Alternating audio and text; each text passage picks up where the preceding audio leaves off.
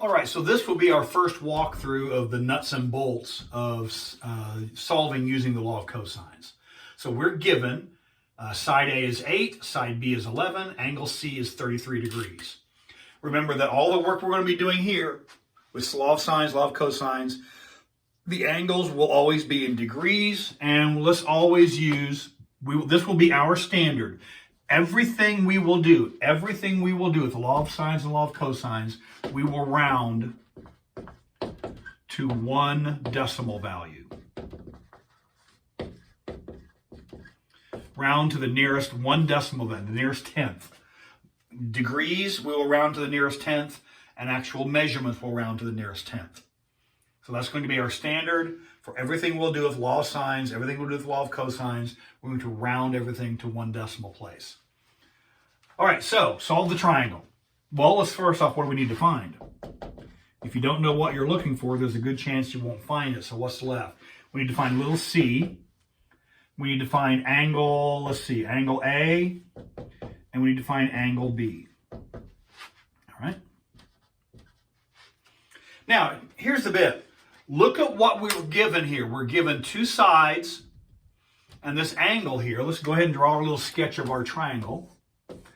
Here's A, here's B, here's C, little a, little b, little c. So what are we given here? Little a is 8. Little b is 11.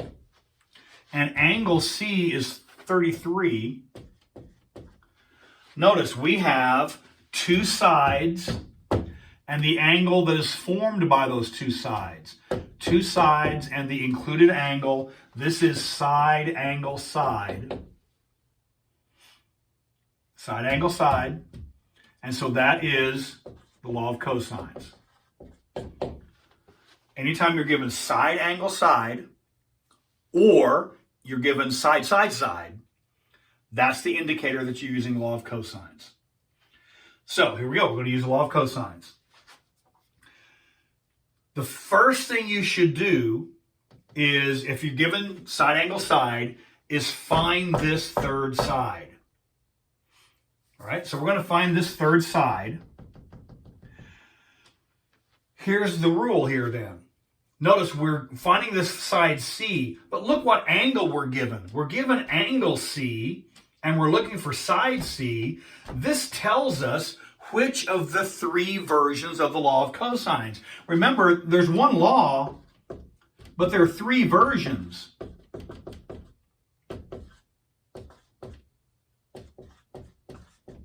And remember, it ends with how it starts.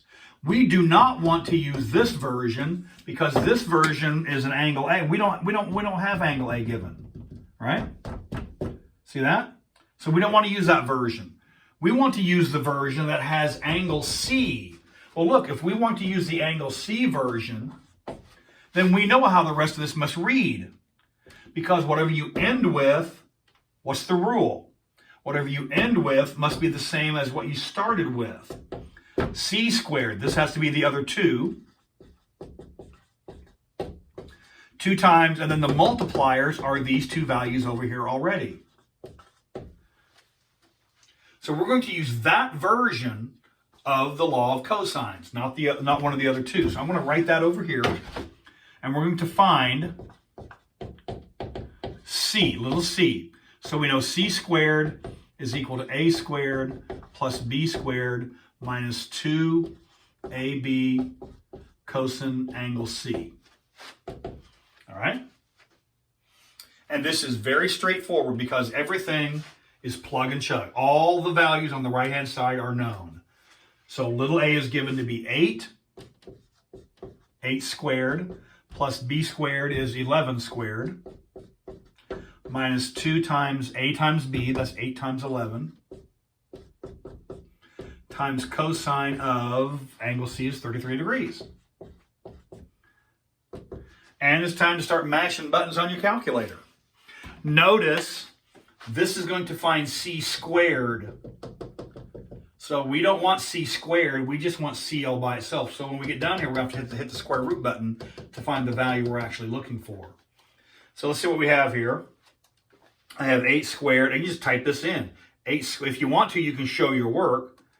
But if you want to, you could just type this in and find one number. I'm going to go ahead and do this to make sure everyone's together. Well, I know that's 64 plus 121 minus, this is 2 times 8 times 11 times cosine of 33, and that is 147.60602 something, something, something, something.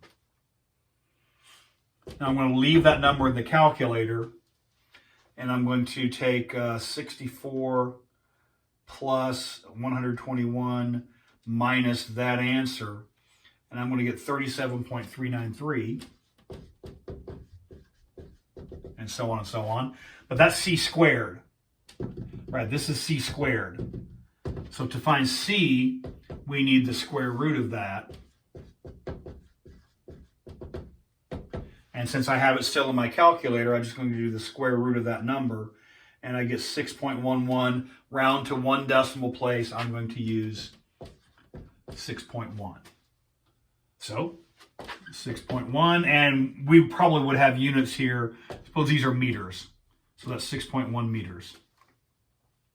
All right. So C is found. But now look at what happens. Now we know C. That is 6.1. What we may now do, if you wish, you can find angle A. You can find angle A using the law of cosines again. However, once you've used the law of cosines to find the first piece of the puzzle, the others can be found more easily. There's an easier way to find these other pieces, these other two angles. All right? Here's the first thing. Pick either one of these angles. It doesn't matter which. Just pick one. I'm going to pick angle A. Just use the alphabet whenever I can. So now over here, I'm going to find angle A. If you use the law of cosines once, then the rest of the problem, you don't need it. We can use the next piece. We can use the law of sines. The advantage is it's shorter, it's smaller, it's easier to work with. So now what you can use is the law of sines to find angle A. Notice that we have angle C. We want angle A.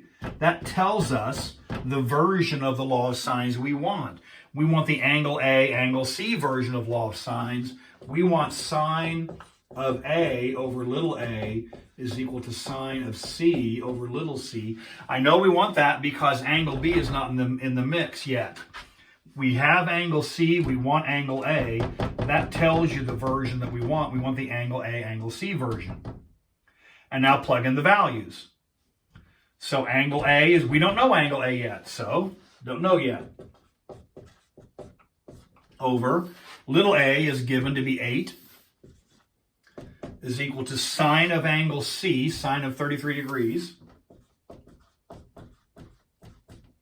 over little c. Now, here's the next piece. Little c is known to be 6.1. That has been rounded. We rounded this when we took the square root to get 6.1. If possible, avoid using rounded values later in the problem. In this case, no matter what else happens in this problem, you're stuck. You must use the rounded value. There's nothing for it. So, typically, if you're using the law of cosines, somewhere in the problem, you're going to get stuck using a value that's been rounded. That's okay. There's nothing for it. Just go ahead and use the rounded value. Again, if you're using the law of sines, we've seen in those earlier videos that sometimes when using the law of sines, if you're using the law of sines, you can get by without using rounded values. If possible, do not use rounded values. Use given values or values that have not been rounded. If you're using the law of cosines, there's nothing for it. You're stuck. You must use rounded values. That's fine. Go ahead and do that. So now, that's that part. Now we're going to cross multiply, set them equal. We have multiply this way. 6.1 times sine of A is equal to, multiply this way, 8 times sine of 33 degrees. Divide both sides by 6.1. Do the algebra first. So this is 8 times sine of 33 degrees over 6.1, which is, let's go to the calculator. I have 8 times sine of 33, and I'm going to divide that by 6.1. Again, this is going to be an approximation of an approximation. This is 0.71428. 0.71428, yada, yada, yada. Now that is not angle A. Let me steal some space here. I'm going to steal this space back. And let me just rewrite this up here. We have sine of A is equal to 0.71428. Yada, yada, yada. Sine of angle A is that. What we need to do is get rid of this sine.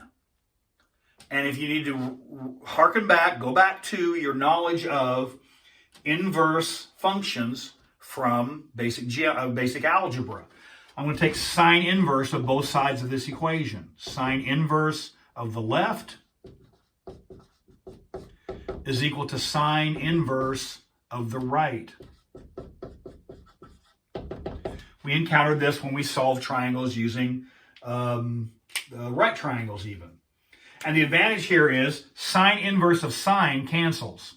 Anytime you apply inverse functions in sequence, it is as if they cancel, and you're left with angle A is equal to sine inverse of the 0.71428, which I still have in my calculator.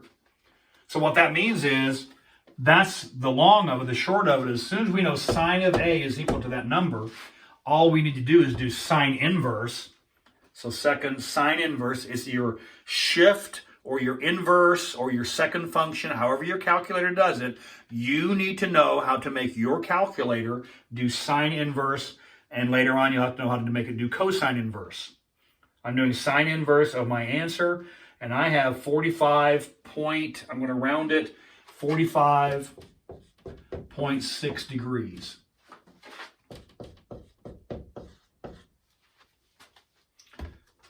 Notice, law of cosines. You must use law of cosines to start. Then the simple thing is to use the law of sines to find the angle. Now, we know two angles, and we want to find the third. You could use the law of cosines. That would take a long time. You could use law of sines. That would take a little while. That's much more easily done. We know two angles. We want to find the third. This is the subtract from 180 business. We know to find angle B, we know that angle B plus 33 degrees, this is my angle B, plus 33 plus 45.6 is equal to 180. So angle B is equal to 180 minus, whatever those add up to, 78.6. And whatever that is, it's clear. That's 180 minus 78.6. Let me check my arithmetic again. 33 plus 45.6. 33 plus 45.6 is indeed 78.6. Subtract that from 180, that's 101.4.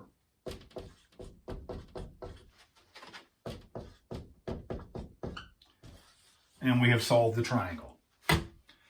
So the law of cosines, it takes a little time, but if you keep your wits about you, and you can have a little bullet point procedure list. Do this, do this, do this, do this, do this. So you find this side.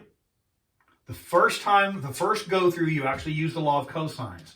Once you've used the law of cosines one time in a problem, you shouldn't require it for the rest of the problem.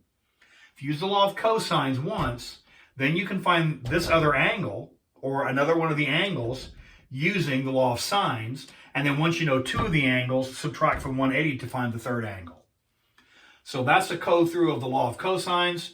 And then what's left to do is you just practice this procedure given any three random values to solve the triangle. So this is the side angle side version. Next video we'll take up what happens if you're given all three sides. What does the side version look like, and how does it play out?